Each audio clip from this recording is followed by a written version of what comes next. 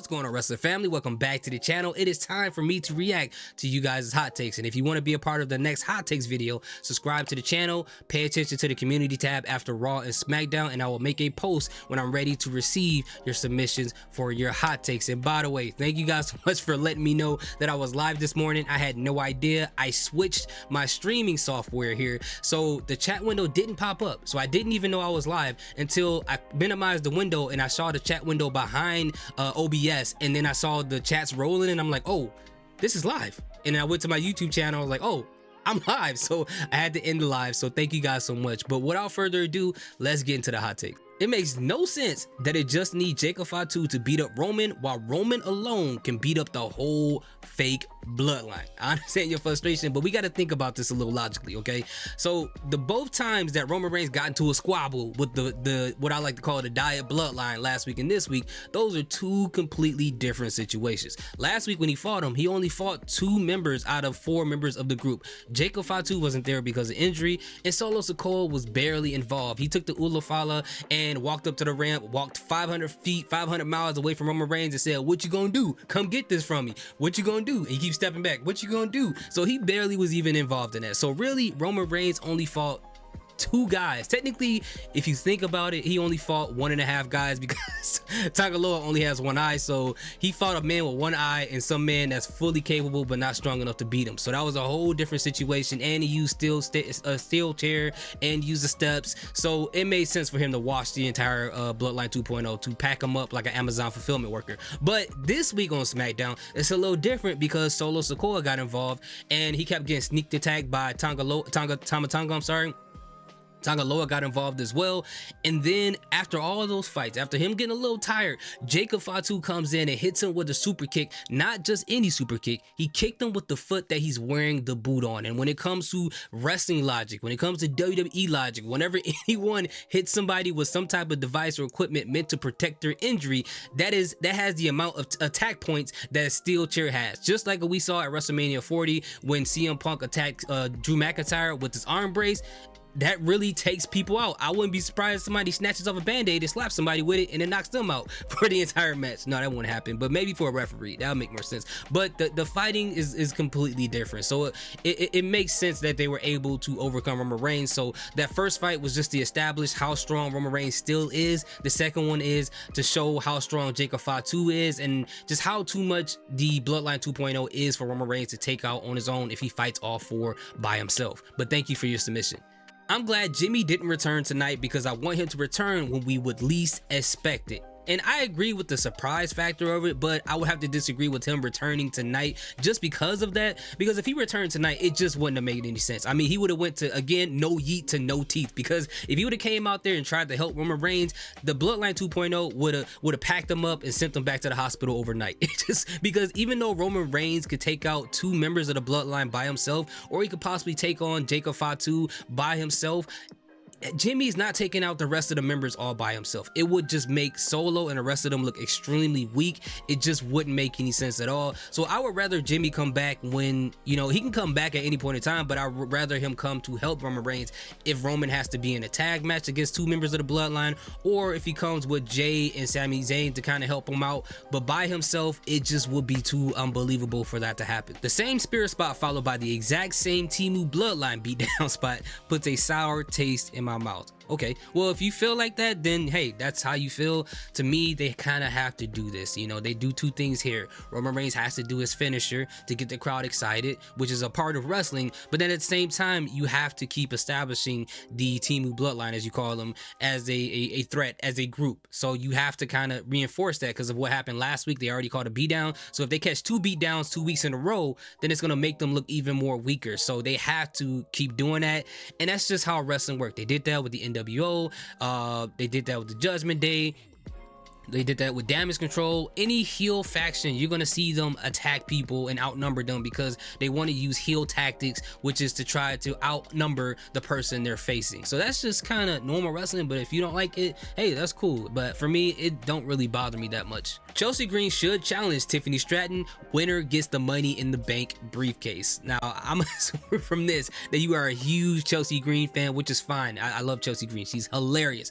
But I think this will be a bad idea because, for one, you already got a storyline going on with Tiffany Stratton and Nia Jax at this point in time, and Tiffany Stratton just got her new Money in the Bank briefcase. So to interrupt the buildup of that story just to have this match to give it over to Chelsea Green, it just wouldn't make any sense. In addition to that, the other thing I've been saying for a while is WWE don't seem to be taking Chelsea Green seriously, or her character isn't anything seriously. She's just a comedic jobber. So for them to give the Money in the Bank briefcase to someone like that, it feel like in this moment it will be a waste. I think it'll be better suited for her to win probably next year Money in the Bank, when WWE could probably evolve her in more of, like, not necessarily that she has to change her personality, but change the way that they're booking her so that she's no longer a jobber and she will be a more believable champion.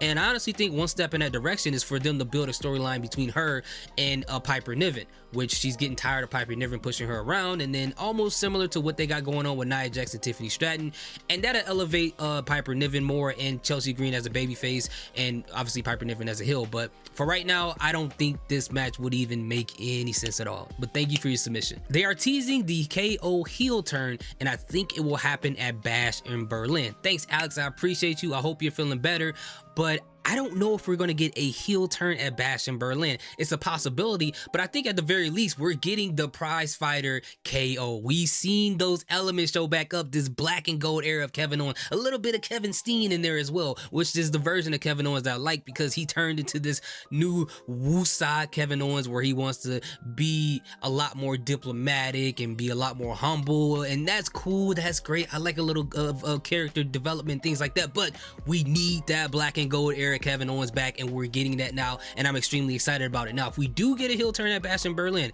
I wouldn't be surprised, and I would not be mad at it, but I think something else is going to go on there, and I may put that in my prediction for Bash in Berlin, so you got to check that out later. But again, thank you for your hot take. Next week, in a 6-woman tag team match, Bianca Belair will turn on Jade Cargill. Ooh, you think it's going to happen this early?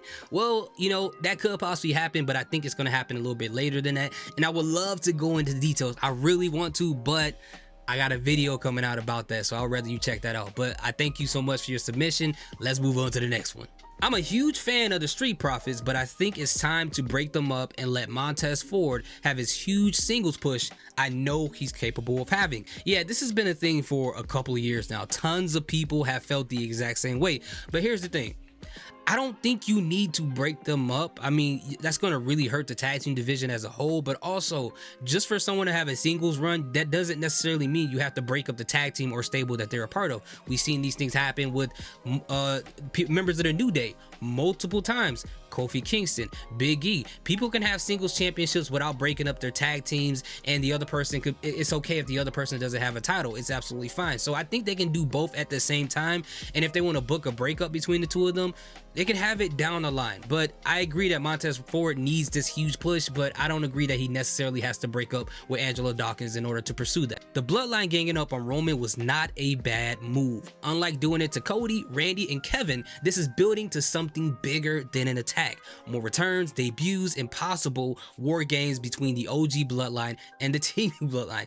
Yeah, I would have to partially agree with that. And I think the only difference between the two is this. We have a clear-cut vision, as you said, of what they possibly could be building up to when it comes to Roman and the Bloodline 2.0 getting into their fights. The war games and so many different storylines. We already know. We already have these expectations, and we're excited just off the things that we think is going to happen. Now, with Cody, Randy, and Kevin, we don't really know what that's supposed to lead up to, if it's going to lead up to anything. But it's safe to assume that they're going to use the situation of Randy and Kevin getting beat up by the Bloodline because of Cody Rhodes as something to build off of into whatever feud that Cody and Randy is going to have, and maybe they'll sprinkle it into whatever they're trying to do with Kevin Owens and Cody. So I think in one, we know what could happen. The other one, I think whatever's going to come out of that is pending and is more of an internal issue between the three men. But thank you for your submission. Who is older, you or Jey Uso? Okay, Jey Uso is what? Like, let me see. Hold on. Jey Uso's age. Oh, he's 38 years old. Yeah, I'm younger than Jey Uso. Thank you for your submission.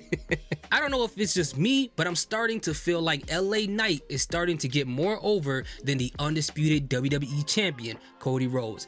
LA Knight got pop of the night, and yes, I agree that he got pop of the night, but I have to kind of pump the brakes right there because I can't fully agree that he's getting or more over than Cody Rhodes, because in my personal opinion, I feel like it takes more than just 2 weeks as champion to determine if he's more over than the other person. Is he over for that night? For sure, I would have to give it to you. Or maybe people in that arena may disagree. Maybe they heard louder pops from Cody Rhodes being there.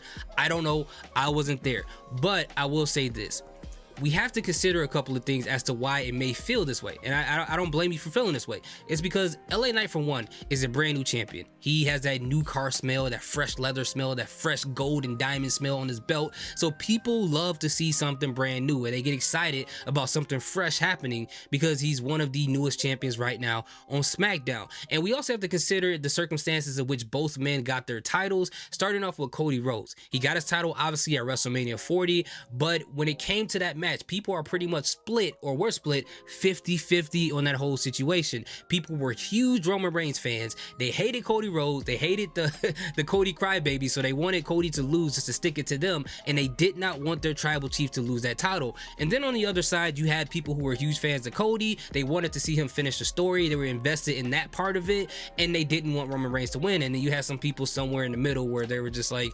you know, who wins it? I would like Cody to win just to see a historic moment, but I don't know if I really want to see him as champion. So with it being that divided, that was part of the issue. And also, Cody Rhodes taking the title from someone who considerably has one of the greatest title runs in recent memory, the expectations for Cody were super high. So if he never reached the heights of what Roman Reigns did to a lot of people, it feels like his title was very underwhelming. And in addition to that, to the fact that he doesn't have too many credible heels in his division, right? And I know that sounds like a lot of excuses, but that contributes to the entertainment factor of his title run. It's not really Cody himself. I think if Cody goes anywhere, people will pretty much pop for him every time he comes out to the ring. Now, when it comes to LA Knight, on his end, his situation was completely different, because first of all, a lot of people wanted LA Knight to win last year. So since he didn't win a championship last year, people start to feel like it's starting to get into the Daniel Bryan situation, which I feel like it wasn't even close to that,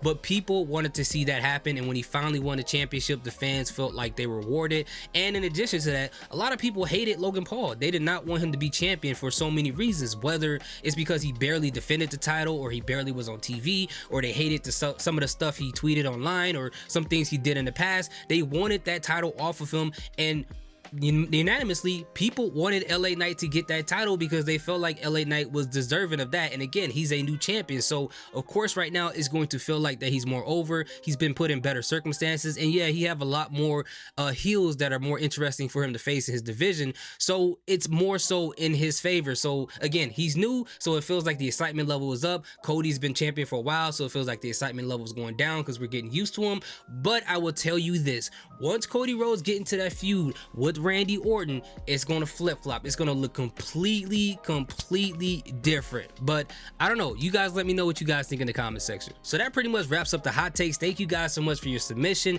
If I didn't get to your hot take, I apologize. Either I ran out of time, or you had a hot take that other people had, and I felt like that by answering one, I pretty much answered them all. But again, if you want to participate in the next video, subscribe to the channel, pay attention to the community tab. After Raw and SmackDown, I will try my hardest to post a moment for you guys to post your hot takes, and I'll try to answer as many as possible. Thank you guys so much for watching. I appreciate it. Salute, peace, have a good day.